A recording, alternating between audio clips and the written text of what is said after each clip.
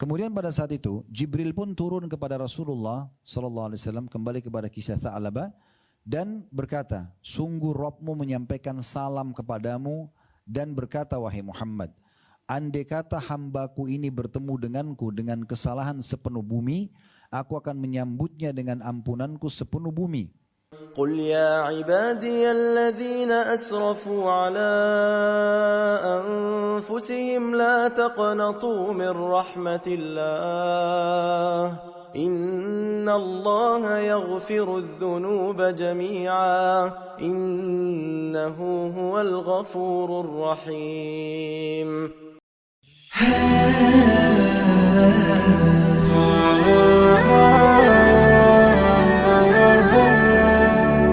Satu dosa kecil cukup membuat sholat kita jadi nggak khusyuk, kita jadi malas baca Quran, kita bahkan tidak bisa sholat malam. Abdullah bin Umar, sahabat Nabi yang mulia, berkata radhiyallahu anhum, beliau terkenal dengan sahibut ta'assi, sahabat yang paling cepat dan tepat selalu mencontohi Nabi. Nabi buat apa? Setelah selesai langsung dia kerjakan dan dia konsisten menjaga. Beliau mengatakan, saya pernah berbuat dosa satu kecil saja, sudah cukup membuatku tidak bisa sholat berjamaah di masjid 1 bulan. Ya. Dan hukuman yang paling berat yang datang pada seorang hamba dari Allah SWT kalau dia buka terus pintu dosa, tidak bisanya dia beribadah. Tidak bisanya dia beribadah kepada Allah Subhanahu wa ta'ala. Ya. Sebab pernah ada orang datang kepada Hasan Basri rahimahullah, kemudian dia mengatakan, wahai imam, imam ini kayak kita kiai, ustadz gitu ya. Wahai imam, saya sudah sekian tahun buat dosa, puluhan tahun buat dosa. Saya nggak pernah lihat ada hukuman. Saya nggak pernah lihat ada hukuman, biasa aja gitu. Maka Hasan Basri mengatakan, kamu keliru. Hukuman Allah telah datang tapi kamu tidak rasakan. Maka orang itu berpikir hukuman itu cuma penyakit, ya apalah yang menyakitkan bagi dia yang biasa manusia alami ya, gangguan orang gitu-gitu. Maka kata Hasan Basri, bukankah selama ini kau tidak bisa menjaga sholat 5 waktu tepat waktu? Dia bilang iya. Bukankah selama ini kau tidak bisa sholat malam? Dia bilang iya. Bukankah selama ini kau berat untuk baca Quran? Dia bilang iya. Bukankah selama ini kau sulit sekali untuk berzikir? Iya. Bukankah selama ini kau sulit untuk mengingat akhirat, surga, neraka, kematian? Dia bilang iya. Kata Hasan Basri, itulah hukuman terberat Allah dari dosa-dosamu. Kalau hanya sekedar orang kena penyakit, diganggu orang, ini justru mudah untuk kembali kepada Allah. Karena dia terdorong untuk mencari solusi dari masalahnya. Tapi kalau orang terlalaikan dari ibadah, itu tidak ada solusinya, kecuali dia menyadari sendiri. Maka ini hukuman yang paling berat bagi orang-orang yang justru tidak mau bertobat kepada Allah Subhanahu wa ta'ala. Nah, kesempatan sekarang teman-teman sekalian, kita ke depannya akan membahas beberapa kisah berhubungan dengan kisah orang-orang soleh terdahulu yang bertaubat dari dosa-dosa mereka. Nah, sebelum kita masuk ke kisah-kisah ini, dan kisah pertama kita nanti kisah taubatnya Tha'labah bin Abdurrahman radhiyallahu anhu, kita akan jelaskan dulu. Kisah-kisah ini penting ya. Kisah-kisah itu penting. Asal kisahnya benar. Ya. Allah ceritakan dalam Al-Quran kisah para nabi-nabi kan. Allah kisahkan, ada bahkan namakan surah. Ada surah Hud, ada surah Yusuf, ada surah Ibrahim, ya, ada surah Yunus, ya, ada surah Muhammad alaihissalam, dan ada surah yang Allah gabungkan namanya surah Al-Anbiya, surah Al-Qasas, ya. Bahkan Allah namakan khusus nama surah Al-Qasas. Kisah-kisah banyak di dalamnya. Semua ini kisah-kisah yang benar tentang nabi-nabi sebelum kita, orang-orang soleh sebelum kita, bagaimana prosesi hidup mereka, ya, kemudian bagaimana juga akhir dari hidup mereka. Sehingga kita bisa ambil pelajaran daripada kisah-kisah. Contoh misalnya, dan ini pengaruhnya besar sekali pada kejiwaan. Kisah yang masyhur, kisah Nabi Yusuf alaihissalam. Nabi Yusuf karena beberapa saudaranya cemburu melihat ayah mereka, Nabi Yakub, kayak lebih sayang kepada Yusuf, mereka cemburu. Maka cemburu ini membuat saudara-saudaranya ingin mencelakakan Nabi Yusuf. Tadinya mereka sepakat mau bunuh Nabi Yusuf. Muncul begitu syaitan hiasi di diri saudara-saudara yang kena cemburu kenapa ayahnya lebih sayang kepada Nabi Yusuf, gitu kan? Waktu Yusuf masih kecil. Kemudian setelah itu Nabi Yusuf alaihissalam pun ya, disepakati oleh saudara-saudaranya jangan dibunuh. Lebih baik kita lempar aja, buang dia jauh-jauh supaya dia tidak tinggal lagi bersama kita.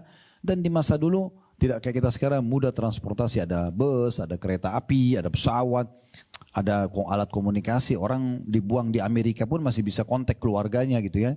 Tapi di masa dulu sudah tidak bisa. Dia kalau ditaruh di satu tempat terus dibawa oleh kafilah orang yang jalan, apalagi bisa transaksi manusia di masa itu, maka dibawa di pasar budak, diperjualbelikan, selesai. Udah menjadi budak di tempat orang, dia susah komunikasi, nggak ada lagi yang tahu di mana keberadaannya gitu. Dia hidup atau dia mati seperti itu. Maka ditaruh Nabi Yusuf di dalam sebuah sumur yang tidak ada orang di sekitar situ. Dengan hikmah Allah SWT mereka berharap ada yang mengambilnya atau mati di situ dalam sumur. Lalu mereka sengaja rekayasa menyembelih seekor kelinci atau domba kecil lalu menaruh darahnya di baju Nabi Yusuf. Dan mereka bawa pulang lalu mereka nangis-nangis. Nabi Yakub merasa ini ada penipuan tapi mau diapakan lagi, dia juga tidak bisa komunikasi dengan Nabi Yusuf, tidak ada komunikasi, dia tidak tahu ini anak-anaknya sudah taruh di mana. Mereka semua nangis-nangis pura-pura bilang Nabi Yusuf dimakan oleh serigala. Ya. Tapi ringkas cerita dari kisah itu ternyata Allah jadikan sebagai sebuah pelajaran besar karena apapun yang direkayasa oleh manusia dari kejahatan tidak bisa luput dari kuasa Allah Subhanahu wa taala. Allah ternyata selamatkan Nabi Yusuf, datang sebuah kafilah dagang kemudian menurunkan timba mereka ke sumur yang kering itu. Mereka kaget pada saat diangkat naik ternyata ada anak kecil Nabi Yusuf alaihissalam. Lalu dibawalah ke pasar Mesir, dijual, diperjualbelikan di pasar budak dengan harga yang murah. Ya, dengan harga yang murah. Setelah diperjualbelikan, Bapak Ibu sekalian dengan harga yang murah, ya, dibeli oleh seorang tuan atau pemimpin yang menguasai Mesir. Lalu kemudian Nabi Yusuf tinggallah di istana yang mewah. Sampai akhirnya dia tumbuh besar di istana tersebut dalam kondisi terawat dan segala macam lah pendidikannya, makanannya, pakaiannya dan seterusnya. Dan Allah berikan dia ketampanan, akhirnya majikannya sendiri tertarik dengan dia, terjadilah kisah hampir diajak berzina tapi dia menolak. Sampai akhirnya dia diposisikan sebagai ya, orang terpercaya bagi tuannya, ya, si laki-laki, tuan laki-lakinya, dan kisah panjang dalam surah Yusuf. Kemudian Allah Subhanahu wa taala mempertemukan kembali dengan saudara-saudaranya setelah Allah buat kejadian saudara-saudaranya lagi butuh makanan pokok mereka, gandum, dan itu hanya ada di Mesir pada saat itu dan Nabi Yusuf adalah penguasanya. Maka akhirnya Nabi Yusuf ya bertemu dengan mereka, interaksi sampai akhirnya ketahuan Nabi Yusuf dan Nabi Yakub pun di bawah dari pedalaman mereka menuju ke Mesir, lalu mereka hidup di Mesir. Tapi kisah ini punya pengaruh yang sangat besar karena benar terjadi dan bagaimana Allah Subhanahu wa taala akan selalu mengawasi hamba-hambanya. Nah, itu pengaruh kisah ya. Tapi kisah ini harus kisah yang benar. Enggak boleh Bapak Ibu merekayasa kisah. Apalagi kisah itu hanya sekedar membuat orang tertawa, cerita bohong ya, atau membuat orang lain senang tapi sebenarnya cerita itu bohong, ini enggak boleh. Ini hukumnya haram dalam Islam ya. Ini hukumnya haram dalam Islam. Baik, kita akan masuk di antara kisah-kisah. Ini kisah terlalu banyak, ada ribuan kisah orang-orang soleh yang taubat ya. Tapi di antaranya kita lihat bagaimana prosesi taubat seorang tokoh yang kita bahas pada kesempatan ini, namanya Tha'labah bin Abdurrahman radhiyallahu anhu. Ini sahabat Nabi yang mulia. Saya bacakan dulu di halaman 37 ya. Nanti setiap ada kesempatan ditanggapi, kita akan coba menanggapi kisah ini untuk menambah ilmu dan pengalaman kita. Disebutkan oleh Abu Nuaim Ahmad bin Abdullah al-Asbahani dalam kitab Hilya al-Awliya. Ada disebutkan di situ ya, footnote nomor 27 di bawah, di jilid 9 halaman 329. Dikatakan dari Ibnu Qudamah dalam kitab At-Tawwabin. Ini juga disebutkan oleh Ibnu Qudamah di halaman 69 bahwa ada seorang anak muda dari Ansar. Ansar ini penduduk asli Madinah, diistilahkan dengan Ansar, bernama Tha'labah bin Abdurrahman radhiyallahu anhu telah masuk Islam. Tha'labah bin Abdurrahman ialah seorang yang biasa melayani Nabi SAW. Jadi kita sedang bicara seorang tokoh sahabat Nabi dari asli penduduk Madinah dan selalu kerjanya dia mengabdikan diri pada Nabi. Dia mau membantu Nabi. Suatu ketika Nabi SAW mengutusnya untuk suatu keperluan. Pada saat dia berangkat menuju keperluan tersebut, dia melewati rumah orang Ansar yang lain yang kebetulan istrinya orang itu sedang mandi. Karena orang mandi mungkin tidak menggunakan busana. Tha'labah ini sempat melihat ke arah wanita yang sedang mandi itu. Tha'labah sempat melihat ke arah wanita itu, otomatis terlihat auratnya gitu ya. Ini namanya manusia digoda oleh syaitan, dia lewat, ada terlihat celah. Karena masa itu kamar mandi orang bukan dalam rumah, tapi di luar rumah. WC sama kamar mandi ditaruh di sebelah rumah atau di padang pasir. Nggak ada kayak kita sekarang orang bisa dalam rumah gitu ya. Masa itu begitu. Nabi SAW sendiri kalau punya hajat beliau tidak dalam rumahnya, beliau keluar. Ya. Jadi orang ini dia lewati kamar mandi, ada kamar mandi khusus untuk satu keluarga orang Ansar yang lain, perempuan di situ mandi dan terlihat, maka dia menyaksikan tubuh wanita tersebut. Tapi pada saat dia sudah lihat, nah ini orang kalau ada dalam hatinya bibit iman walaupun sedikit, biasanya dosa itu membuat dia ketakutan. Nah muncul rasa takut dia. Rasa takut dia dan khawatir dia muncul atas dosanya. Apalagi di masa itu wahyu lagi turun. Ya. Jadi Al-Quran belum sempurna. Biasanya kalau ada kejadian-kejadian besar di kalangan manusia, itu Allah turunkan ayat langsung menceritakan tentang kejadian tersebut. Nah tiba-tiba Tha'labah ini dengan sedikit ada keimanan dalam hati, dia khawatir. Ini dosa nih, ngelihat perempuan yang bukan mahram apalagi lagi mandi. Maka dia pun khawatir wahyu turun menceritakan dan membongkar aibnya ini. Karena rasa takut seperti itu, ya, di situ saya katakan karena khawatir jika wahyu akan turun kepada Rasulullah SAW perihal perbuatannya, maka Tha'labah pun melarikan diri dari Madinah. Dia pergi ke sebuah gunung yang berada di antara kota Mekah dan Madinah dan bersembunyi di sana. Di sana dia selama 40 hari nggak kembali ke Madinah. Nah sebelum kita lanjutkan kisah, ada poin penting Bapak Ibu sekalian. Allah Subhanahu Wa Taala sebagai bentuk cintanya pada hambanya, setiap kali kita mau berbuat dosa, pasti ya, ini pasti bukan pilihan. Allah akan masukkan rasa khawatir. Rasa takut dan khawatir itu pasti. Supaya kita tidak melanjutkannya. Nah gitu. Itu pasti Allah masukkan. Kalau orang tetap aja ikutin perbuatannya, maka nanti akan ada peringatan yang lebih besar lagi. Gitu kan? Kalau dia lanjutkan lagi akan lebih besar lagi. Sampai akhirnya saya pernah kasih contoh, maling saja ya, yang ditangkap dan digebukin oleh massa, sebenarnya itu bentuk kasih sayang Allah. Karena kalau Allah tidak datangkan massa menggebukin dia, dia akan terus maling. Orang ini yang kebuk massa ini pastikan bukan pencurian pertama dia. Bukan. Pencurian pertama sudah lewat, kedua sudah lewat, ketiga sudah lewat. Ini sudah yang kesekian kali. Dan setiap kali datang peringatan tidak diingat sama dia. Ya, dianggap biasa. Ya, biasanya takut, tetap aja dia buat. Terus dilihat oleh orang yang kenal dia. Ah nggak apa-apa. Gitu kan? Begitu terus sampai akhirnya Allah datangkan masa berhentiin dia. Karena kalau tidak, dia mencuri terus dan akhirnya hukumannya lebih berat di akhirat. Maka Allah berhentikan dia dari dosanya itu. Dengan cara seperti itu. Oleh karena itu orang harus jeli. Kalau sudah datang sinyal kecil saja. Ada hambatan pada saat kita ingin berbuat dosa itu berhenti segera. Karena itulah peringatan dari Allah SWT. Bahkan yang paling baik segera kembali kepada Allah. Sesali itu jangan ulangi. Nah ini yang terjadi pada tokoh kita ini. Dia lihat perempuan tadi sebenarnya nggak ada yang tahu. Dia sendiri. Perempuan yang sedang dilihat pun lagi mandi nggak tahu kalau sedang dilihat. Tapi dia ikuti bisikan dalam hatinya rasa takut. Jangan sampai Allah hukum dia. Plus lagi Allah permalukan. Karena bisa saja wahyu turun. Kalau wahyu turun berarti bagian daripada ayat Al-Quran. Orang akan baca sampai hari kiamat kisahnya. Gitu kan? Jadi ini akan mempermalukan dia. Karena ketakutan maka dia pun akhirnya melarikan diri dari kota Madinah. Dia merasa menyesal. Dia naik ke atas sebuah gunung. Tidak ada yang tahu dia di sana kecuali sebagian pengembala domba yang ada di situ. Dia terus sesali setiap hari dia ikuti rasa penyesalannya. Dia tunggangi sebagai kendaraan dan bahan bakar dia untuk terus dekatkan diri kepada Allah. Maka setiap saat dia menyesal terus, gitu kan? Dia selalu ibadah kepada Allah. Selanjutnya di halaman 38, lanjutan kisah Rasulullah SAW merasa kehilangan dirinya selama 40 hari. Nah ini salah satu tradisi Nabi SAW, Bapak Ibu sekalian, beliau suka sekali mencari tahu tentang sahabat-sahabatnya. Jadi beliau kadang-kadang habis sholat, beliau cari mana si fulan, ditanya kalau tidak hadir. Kalau misalnya nggak ada yang tahu nih, beliau tanya siapa tetangganya. Oh si fulan tetangganya, baik silakan kamu ke rumahnya, cari tahu, beritakan kepada kami. Nah kalau dia sakit dijenguk, gitu kan. Jadi apa saja permasalahan umat itu tidak dibiarkan begitu saja.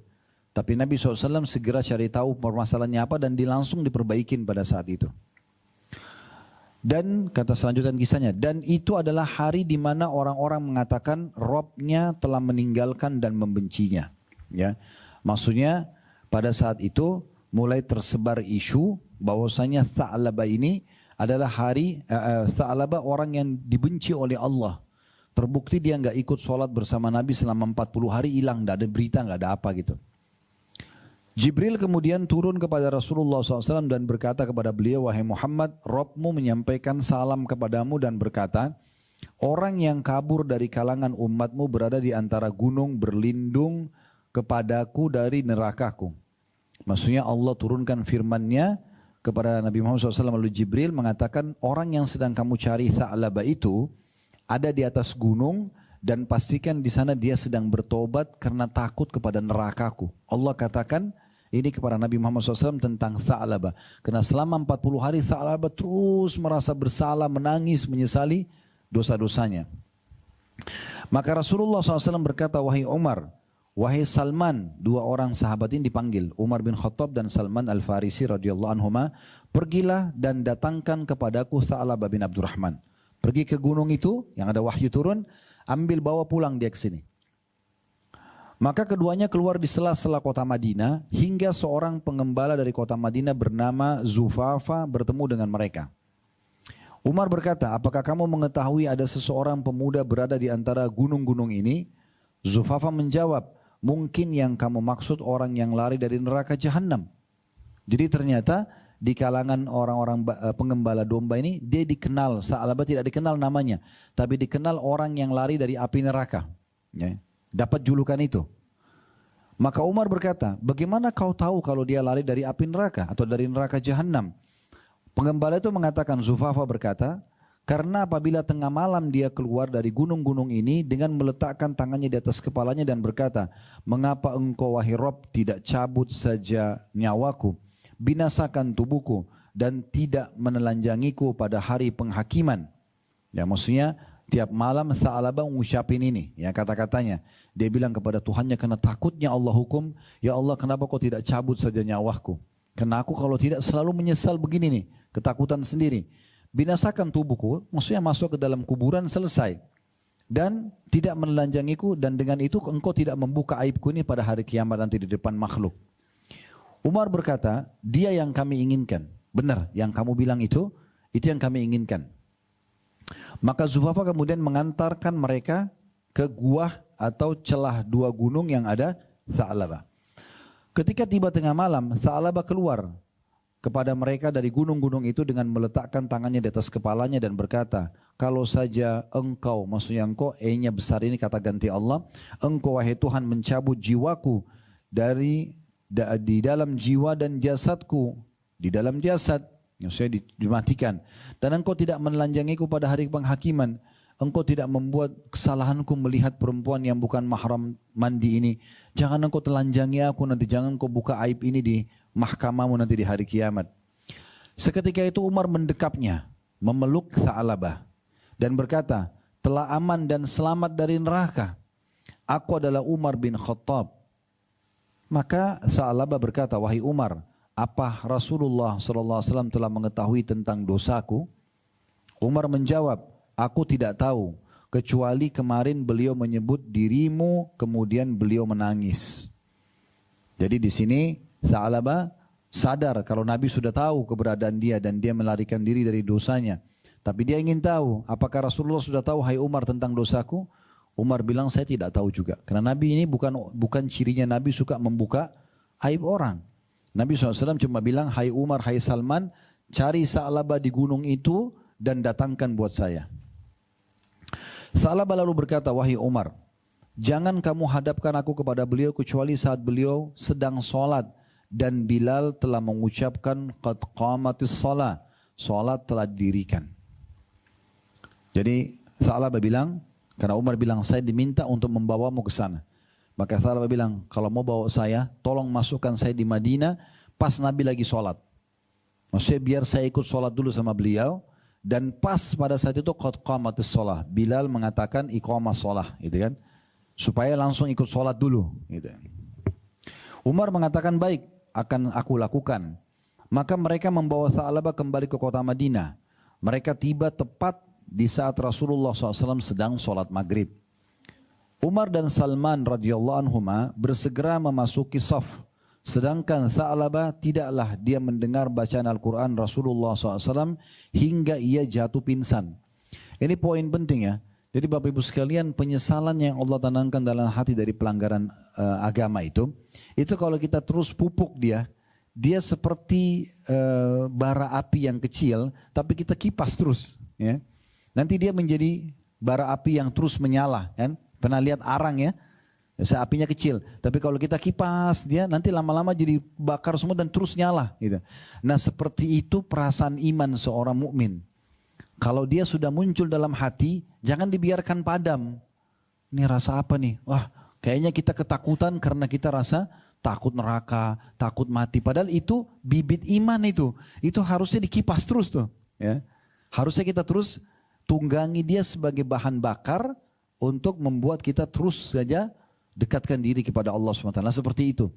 Sampai puncaknya di sini diceritakan, Tha'labah begitu dengar ayat Al-Quran bisa pingsan. Karena takutnya dengan dosanya. Takut juga Nabi nanti permalukan dia disebut di depan orang-orang gitu. Maka ketika Rasulullah SAW telah salam, beliau bertanya, wahai Umar dan wahai Salman, apa yang dilakukan oleh Tha'labah bin Abdurrahman? Maka mereka menjawab, ini dia orangnya wahai Rasulullah. Jadi waktu itu Nabi langsung tanya karena tujuannya Nabi memang mengutus Abu Umar dan Salman untuk membawa Tha'labah. Maka Rasulullah SAW berdiri dan berkata, Tha'labah. Dia menjawab, labbaika ya Rasulullah. Dipanggil namanya dan dia mengatakan labbaik. Nah kalau masih ingat ini pernah saya titik beratkan ya. Usahakan bahasa labbaik ini selalu kita pakai. Ini bahasa santun sekali. Artinya, ya saya jawab panggilan Anda dengan santun. Kita kalau umrah, haji kan labbaik Allahumma labbaik. Artinya, ya Allah aku jawab panggilanmu dengan santun. Latih anak-anak kita biasa itu. Kalau kita panggil, misalnya nama anak kita Ahmad. Ahmad, biasakan bukan iya, labbaik. Ya. Begitu ya. Suami istri saling panggil labbaik. Itu bahasa yang bagus sekali. Santun sekali itu ya. Makanya ini dipakai untuk kita kepada Allah SWT pada saat ibadah tadi. Dan juga para sahabat gunakan kepada Nabi SAW. Makanya waktu dipanggil Tha'labah, dia mengatakan labbaika ya Rasulullah. Nah ini biasa sebenarnya dipakai oleh sebagian keturunan Arab kita di Indonesia menggunakan ini dalam rumah. Tapi ini saya melihat bukan bagian dari turunan Arab ini. Ini harusnya menjadi sebuah pola umat Islam. Ya seperti juga kita pada saat berterima kasih pada orang yang paling bagus mengucapkan jazakallahu khairan. Kalau laki-laki jazakillahu khairan, kalau perempuan. Kata para ulama ini seperti kita sedang meminta semoga Allah membalas semua kebaikan dunia dan kebaikan akhirat. Padahal mungkin orang cuma kasih kita sebotol air, segelas air, cuma sepotong kue.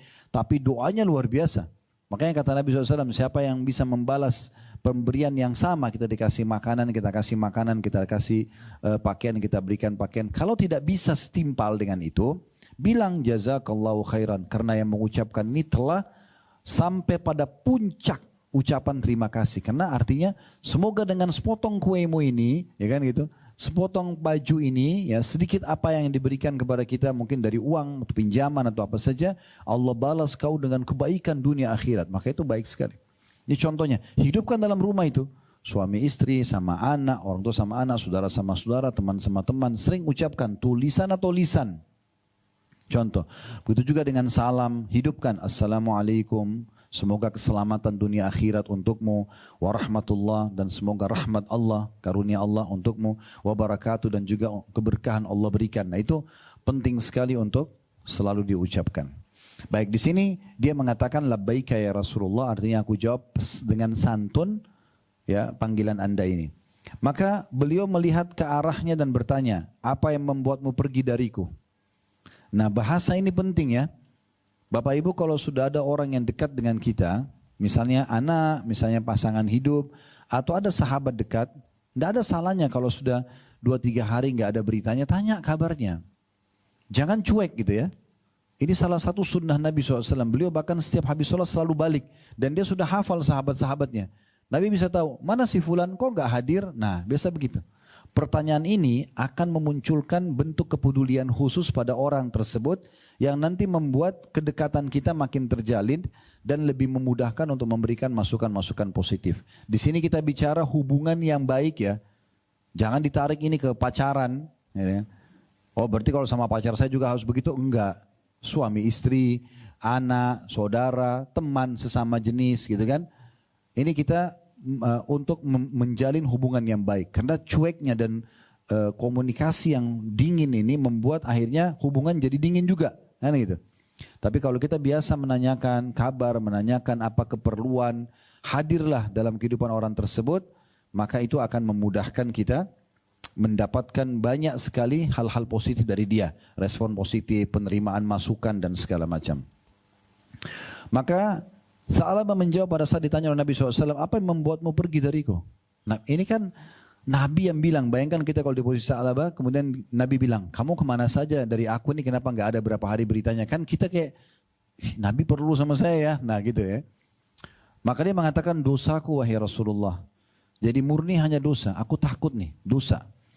Maukah aku beritahukan kepadamu tentang ayat yang dapat menggugurkan dosa dan kesalahan? Nah ini sebuah adab lain Bapak Ibu sekalian. Salah satu hal yang penting, kalau ada teman kita atau siapa saja pasangan kita, anak-anak mengatakan, saya sudah buat dosa. Kalau dia nggak ceritain, nggak usah tanya. Ya, nggak usah kepo nih, kamu dosa apa sih? Coba ceritain. Nggak usah. Gitu kan? Yaudah, dia kalau memang nggak ceritain, saya ada dosa nih. Yaudah, Allah bukain pintu tobat kok, tobat aja. Selesai.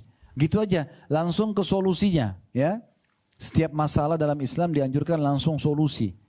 Karena kalau sudah terjadi, nggak ada lagi fungsinya, nggak ada lagi manfaatnya untuk dibahas. Tinggal bagaimana supaya tidak terulang lagi dan kita langsung pada solusinya. Itu yang tepat. Ya. Maka dia mengatakan, ya Rasulullah dosaku. Nabi tidak tanya, kau buat dosa apa sih? Nabi nggak tanya. Tapi Nabi langsung mengatakan, mau nggak aku beritahukan kepadamu ada ayat turun khusus untuk gugurin dosa-dosa. Karena kan dia mengeluhkan dosanya. Maka dia berkata, tentu ya Rasulullah. Jadi seakan-akan udah, saya nggak mau tahu dosamu kok. Tapi saya mau sampaikan kau ada berita gembira yang bisa bersih dosa-dosa kamu tadi. Kesalahanmu bisa bersih. Maka Nabi SAW mengatakan, katakanlah, ya Allah berikanlah kepada kami kebaikan di dunia dan di akhirat dan lindungilah kami dari azab neraka. Ini doa Rabbana atina fid dunya hasanah wa fil akhirati hasanah wa qina adzabannar. Ya. Ini dalam surah Al-Baqarah surah nomor 2 ayat 201. Doa yang masyhur. Ya. Maka dia menjawab, dosaku lebih besar wahai Rasulullah. Maksudnya kalau hanya baca ayat ini aku khawatir belum cukup untuk membersihkan dosaku. Maka kata Nabi SAW, bahkan kalam Allah lebih agung. Berarti di sini Nabi SAW mematahkan bisikan syaitan yang membuat seakan-akan, oh baca Rabbana atina fid dunya hasanah masa bisa bersihin dosa saya yang besar gitu. Maka Nabi SAW mengatakan, ini firman Allah, gimana kau ragu? Ucapin ini dosamu akan dimaafkan. Nah gitu. Saya sedikit tambahkan dulu sebuah kisah di sini. Ada satu kejadian seorang sahabat di masa Nabi SAW kena satu penyakit Bapak Ibu sekalian yang tidak umum. Semua orang yang lihat dia kaget. Karena belum pernah lihat ada orang kena penyakit seperti itu. Sampai mereka laporkan kepada Nabi SAW, ya Rasulullah ada si fulan sakit begini nih. Maka kata Nabi SAW, baik biarkan saya bertemu dengannya. Nabi SAW menjenguknya, kemudian Nabi lihat. Nabi sendiri kaget lihat penyakitnya. Lalu pertanyaan Nabi pertama, kamu ini berdoa apa sama Allah? Apa yang kau ucapkan ini sampai Allah uji kau begini? Dia bilang, saya mengatakan ya Rasulullah, kalau seandainya ya Allah ada hukuman dosa-dosaku yang aku lakukan di dunia, di akhirat nanti yang aku akan hukum, maka percepatlah di dunia. Dia niatnya baik supaya dia tidak dihukum di akhirat.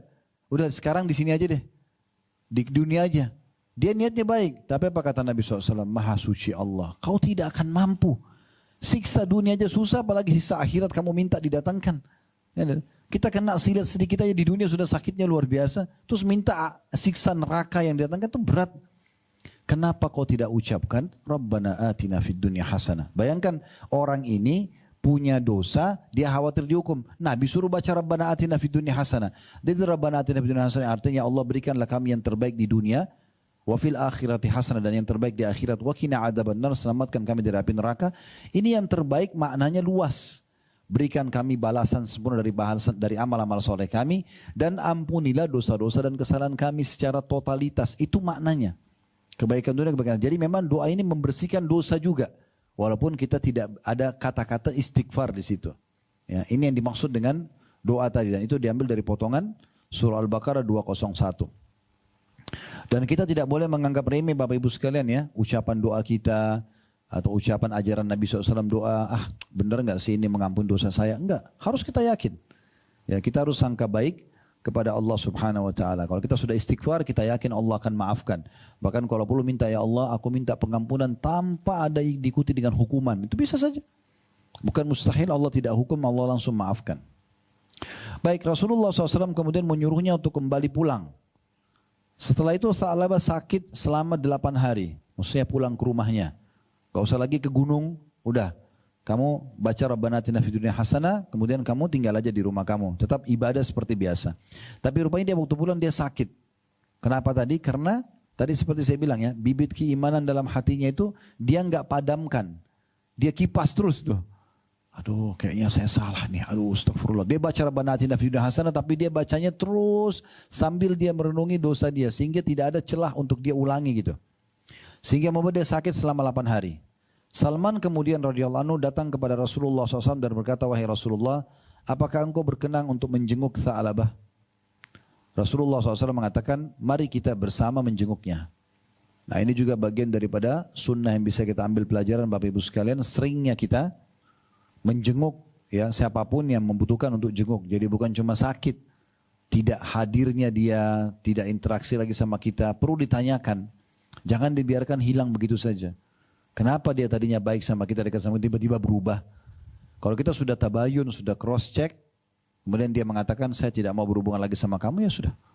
Tapi kalau kita belum tanya dan kita biarkan seperti bola liar di pikiran kita, syaitan membuat, oh mungkin dia begini, mungkin dia begitu. Akhirnya kita jadi dosa, tadinya kita benar, kita jadi dosa. Ya, itu penting. Nabi SAW di sini menjenguk, tujuannya selain menjenguk orang sakit juga mau tahu ada berita apa nih sekarang. Ketika Rasulullah SAW bertemu dengan Tha'labah, beliau meletakkan kepala Tha'labah di atas pangkuannya. Nah, ini juga termasuk sikap yang menarik, ya, yang sangat baik. Tapi ini sesama jenis, laki-laki sama laki-laki, perempuan dengan perempuan, kecuali yang halal mahramnya, ya, istri ataupun memang ibunya yang mahram, ya, yang saudarinya dan seterusnya. Tapi ini satu bagian daripada hal yang positif. Artinya bentuk kebudayan kita tidurkan di atas pangkuan. Ini contoh dari Nabi SAW kepada orang yang sakit, ya. Namun Tha'labah memalingkan kepalanya dari pangkuan Rasulullah SAW. Beliau minggirkan kepalanya, tidak ingin dipangku oleh Nabi SAW. Lalu Nabi bertanya, kenapa kamu memalingkan kepalamu dari pangkuanku? Dia menjawab, kepalaku penuh dengan dosa. Ya. Kenapa dia masih merasa seperti ini? Tadi saya bilang, karena bibit iman dari penyesalan dosanya dia terus bakar itu. Ya. Dia nggak biarin hilang begitu saja. Karena ada orang kadang-kadang menyesal dari dosa, setelah itu dia biarkan lagi terjerumus dalam dosa yang lain, ya. Nah, sudahlah, kemarin kan saya dosa. Ya udah nggak apa-apa, itu saya sudah tobat. Sekarang ulangi lagi. Jadi seperti dia padamkan penyesalan dia yang awal, sehingga itu tidak terus membakar dia untuk tidak terjerumus dalam dosa lagi. Ini penting sekali. Memang harus dibakar terus itu. Jadi selalu kita ingat itu dosa yang kita lakukan, tujuannya supaya tidak mengulanginya. Nah, itu penting. Terutama efek-efek dari dosa itu di saat terjadi, ya. Karena biasanya dosa-dosa yang kita lakukan itu ada efek-efeknya, efek jerahnya ada, ya. Kita gelisah nggak bisa tidur, ada banyak ujian yang datang. Nah, itu tujuannya supaya kita kenang. Oh, kalau saya ulangi dosa yang sama, bisa hukuman yang sama datang. Nah, gitulah, ya, seperti itu. Lalu kemudian dia mengatakan, kepalaku penuh dengan dosa ya Rasulullah. Kata Nabi SAW, apa yang kamu rasakan sekarang? Tha'labah mengatakan, aku merasakan seperti rayapan semut di antara kulit dan tulangku. Nabi SAW mengatakan, apa yang kau inginkan? Dia mengatakan, ampunan dari Robku. Nah, ini biasanya ciri orang yang mau meninggal, ya. Nah, salah satu ciri orang yang mau meninggal biasanya dia merasakan dari kakinya pada saat dia lagi sakit itu seperti ada, ya, kesemutan kayak gitu, ya. Kita kesemutan tapi dia menjalar terus sampai ke atas gitu. Nah, itu biasanya umumnya orang membahasakan ini, orang yang dinukil kisah-kisah orang soleh sebelum kita, mereka kalau mau meninggal ada seperti itu. Nah, perlu kita garis bawahi, ada beberapa riwayat Nabi SAW yang berbunyi ini sebagai bahan tambahan ilmu, ya. Semua orang yang berbuat baik di dunia ini, kafir atau orang beriman, akan mendapatkan balasan. Cuma bedanya, kalau orang-orang kafir mereka dapat cuma di dunia. Kayak misalnya ada orang kafir bakti sama orang tuanya, membantu tetangganya yang susah, menjenguk orang sakit. Dan ini kan dalam agama Allah perbuatan baik, bukan? Baik. Nah, ini kan harus ada balasannya. Tapi karena dia belum beriman, belum masuk Islam, ini dibalas di dunia. Nanti Allah kasih juga dia anak yang bakti sama dia. Nanti juga ada dia sakit, ada juga yang jenguk. Nanti dia susah, ada juga yang bantu. Begitu pola yang Allah kasih. Cuma orang kafir dihabiskan di dunia kebaikannya. Kalau orang beriman itu diberikan di dunia balasan. Kita bakti sama orang tua, Allah kasih juga anak bakti sama kita. Kita bantu orang susah hari ini, besok kita susah dibantu. Hari ini kita jenguk orang sakit, besok kita dijenguk pada saat sakit. Cuma tambahannya orang beriman dia dapat lagi balasan di akhirat. Jadi dia dapat dua tempat ini, ya balasan seperti itu ya. Nah khusus itu kalau kebaikan. Kalau dosa-dosa, orang-orang kafir kalau selama mereka masih dalam Allah biarkan dosanya. Karena akan ditumpukan nanti hukumannya di akhirat. Kalau orang beriman, Allah subhanahu wa ta'ala habiskan dosanya di dunia. Ya, habiskan dosanya di dunia. Termasuk kata Nabi SAW dalam sebuah hadis, orang-orang beriman itu pada saat mau meninggal akan terlihat ada keringat di keningnya. Akan terlihat keringat di keningnya. Ya, di kening ada keringatan. Maka itu adalah salah satu bentuk pembersihan dosa-dosanya. Begitu juga dengan ujian-ujian yang ada selama hidup. Ujian apa sajalah. Mungkin teman-teman sudah bisa merasakan macam-macam ujiannya. Ada gangguan orang, ada kehilangan orang yang kita sayangi, ada ditipu dari harta kita, ada segala macam ujian datang. Maka ujian ini juga ya itu adalah bentuk kasih sayang Allah yang akan menambah nanti tambahan amal kita pada hari kiamat. Kemudian pada saat itu Jibril pun turun kepada Rasulullah SAW kembali kepada kisah Tha'labah dan berkata, sungguh Rabbmu menyampaikan salam kepadamu dan berkata, wahai Muhammad, andai kata hambaku ini bertemu denganku dengan kesalahan sepenuh bumi, aku akan menyambutnya dengan ampunanku sepenuh bumi. Maksudnya, kalau hambaku ini sekarang Tha'labah, ini wahyu langsung turun ya. Ini menandakan bagaimana kedekatan seorang hamba sama Tuhannya itu luar biasa. Jadi Allah mengatakan, wa nahnu aqrabu ilaihi min hablil warid dalam surah Qaf, dan kami lebih dekat kepada hamba-hamba itu daripada urat lehernya sendiri, gitu kan? Itu betul-betul memang nyata. Kita ini sangat dekat dengan Allah SWT. Dan Allah itu dekat dengan rahmatnya bagi orang yang patuh dan dekat juga hukumannya bagi orang yang melanggar. Sangat cepat semuanya itu. Ya. Jadi tidak boleh kita merasa kita itu jauh. Kita sangat dekat. Terbukti dengan kita lakukan ketaatan-ketaatan kita bisa rasakan ketentraman jiwa dan pada saat meninggal kita akan rasakan nanti oh ternyata betul ya saya waktu taat itu hari saya sholat tutup aurat ini dan segala macam saya dapat nih balasannya cuma tinggal tunggu ajal datang. Makanya kata Nabi SAW surga seseorang di antara kalian lebih dekat daripada tali kaki tali sendalnya sendiri. Jadi kita tuh dengan amal soleh jujur, amanah, sedekah, bakti sama orang tua, apalah majelis ilmu, zikir, berdoa, haji, umrah semua, meninggal masuk surga. Di dunia kita dapat ketentraman dengan ibadah-ibadah itu, dapat balasan-balasan rezeki juga, di akhirat dapat yang terbaik. Nah seperti itu. Jadi memang sudah ada kedekatannya. Begitu juga orang yang berbuat dosa, sangat dekat dengan Tuhannya tapi dari sisi hukuman. Orang-orang yang berbuat pelanggaran. Jadi tidak bisa dia menganggap dirinya oh tidak akan dihukum sama Allah. Allah akan datangkan hukuman dan susahnya hukuman itu lebih berat daripada perbuatan seseorang. Misal dia mungkin cuma berzina sekali, tapi bisa saja hukumannya 6 hari. Padahal cuma sehari misalnya dia berbuat. Atau dia buat satu perbuatan dia gosipin orang, mungkin cuma satu kisah. Tapi dia disiksa oleh Allah dengan 1 bulan dia tidak tenang hidup dan seterusnya. Jadi hukuman itu lebih berat daripada perbuatannya. Oleh karena itu dosa dipelajari bukan untuk dicoba, tapi untuk dijauhi. Beda dengan amal soleh dipelajari justru untuk diamalkan. Jadi Allah SWT langsung turunkan firman-Nya kepada Tha'labah pada saat itu. Ketahuilah hai Muhammad kalau hambaku ini meninggal dunia. Maksudnya Tha'labah di saat ini dia sudah mau meninggal. Dan dia bertemu denganku dosanya sepenuh bumi. Padahal dosanya cuma lihat orang tadi tidak tutup aurat mandi. Dia bukan melihat 1000 perempuan misalnya. Cuma 1 orang itu dan cuma sesaat. Tapi karena dia sesali terus. Allah memberikan gambarkan jangankan dosa itu. Dosa sepenuh bumi dia lakukan. Maka tetap aku akan ampuni dia. Aku akan menyambutnya dengan ampunanku sepenuh bumi. Karena penyesalan dia yang terus menerus terhadap dosanya. Maka Rasulullah SAW berkata kepada Tha'labah. Apakah kau mau aku beritahukan kepadamu tentang itu? Maksudnya ada firman turun nih kepada saya. Dia mengatakan iya. Maka Nabi SAW memberitahukan kepadanya tentang firman Allah tadi. Seketika Tha'labah berteriak lalu meninggal dunia. Jadi ajalnya datang. Maksudnya dia saking kagetnya Allah berfirman langsung buat dia. Dan Allah maafkan dia. Maka dia pada saat itu bisa meninggal dunia. Ajalnya datang. Rasulullah SAW memerintahkan agar dia dimandikan dan dikafani, lalu beliau mensolatinya. Ketika jenazahnya diantarkan ke kuburan, nah ini kejadian yang luar biasa terjadi bagi hamba-hamba Allah yang patuh kepada Allah ya. Maka beliau SAW tidak jalan kecuali dengan kaki jinjit. Waktu Nabi SAW antar ke kuburan, Nabi jinjit-jinjit jalannya. Maka para sahabat nanya, orang-orang bertanya, wahai Rasulullah, kami melihat anda berjalan jinjit. Padahal mereka tidak lihat ada apa-apa, tidak harus jinjit, nggak ada duri, nggak ada apa-apa gitu. Maka Nabi SAW menjawab, demi zat yang mengutusku dengan kebenaran, maksudnya demi Allah, aku tidak bisa meletakkan kakiku di atas bumi karena banyaknya sayap malaikat yang turun ikut mengantar jenazahnya. Mengantar jenazahnya si Tha'labah ini. Ya.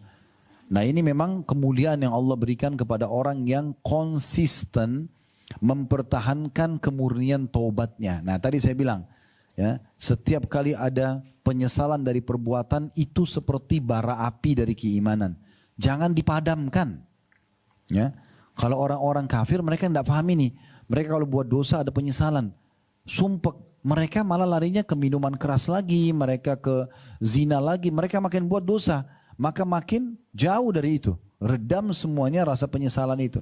Dia pikir dengan hiburan seperti inilah dia justru bisa terobati. Padahal sebenarnya keliru.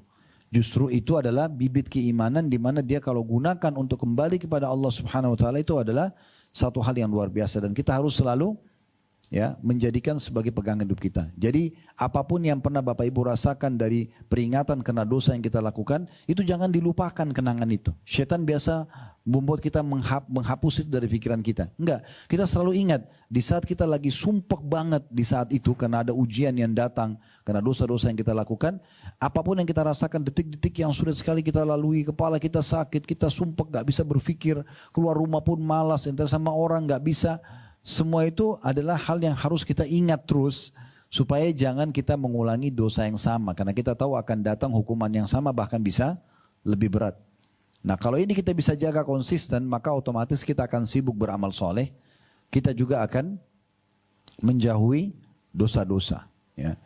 Orang yang diberikan oleh Allah Subhanahu Wa Taala perasaan khawatir ya dengan kematian, nanti Allah hukum nih kalau mati. Maka Allah akan berikan dia yang pertama, ya segera bertaubat. Allah akan berikan dia ini nikmat yang besar. Yang selanjutnya dia akan sibuk dengan amal soleh. Yang ketiga, dia akan selalu merasa cukup dengan apa yang Allah berikan. Dia tidak akan tamak dengan apa yang di tangan orang lain. Karena dia tahu dia akan meninggal dunia. Sekarang saya kasih contoh. Kalau seandainya Bapak Ibu sekalian, ada seseorang di antara kita sudah diranjang kematian. Dia sudah sakit, sesak nafas gitu. Misal, kemudian ada orang yang datang kepada kita mengatakan, Bu, itu tetangga fulanah itu sedang menggosipin Anda. Misal, atau memfitnah Anda. Kita sudah tahu ini, kita sudah ngos-ngosan, mungkin kita sudah akan meninggal. Kira-kira kita masih mau layani? Hah? Ada si fulan itu mengajak berantem, ada si fulan, bahkan mungkin ada yang mencuri harta Anda. Kita udah nggak pusing lagi. Bagi kita pada saat itu adalah, ini kalau malaikat maut datang sekarang saya mati, ini amalan apa nih yang saya belum kerjakan atau dosa apa yang belum saya tobat. Itu pikiran kita pada saat itu. Benar gak ini? Nah ini yang harus kita jadikan sebagai pegangan. Ya, Bapak Ibu sekalian, kalau kita ini tidak harus tunggu keadaan kita susah bernafas kemudian baru kita mau berpikir. Karena setiap saat bisa datang kematian itu. Dan akhirnya kita menyesali nanti. Ya. Jadi jangan tunggu penyesalan datang di akhir-akhir. Apalagi kalau kita menyesal setelah ruh dicabut. Sampai tidak ada manfaatnya. Sekarang mumpung masih ada kesempatan gitu kan. Dan juga saya tutup ya, kisah kita yang pertama ini. Dengan Bapak Ibu sekalian. Kalau Allah Subhanahu Wa Taala memberikan kesempatan kita untuk mengisi umur dengan amal soleh. Itu kebaikan. Tidak usah merasa minder dengan kita hijrah. Atau kita menjadi wanita soleha. Atau laki-laki yang soleh. Sebagian orang kadang-kadang ada yang minder. Dia minder mungkin dengan jilbabnya, dia minder mungkin dengan apalah yang merupakan ciri khas dia sebagai muslim atau muslimah. Kenapa harus minder?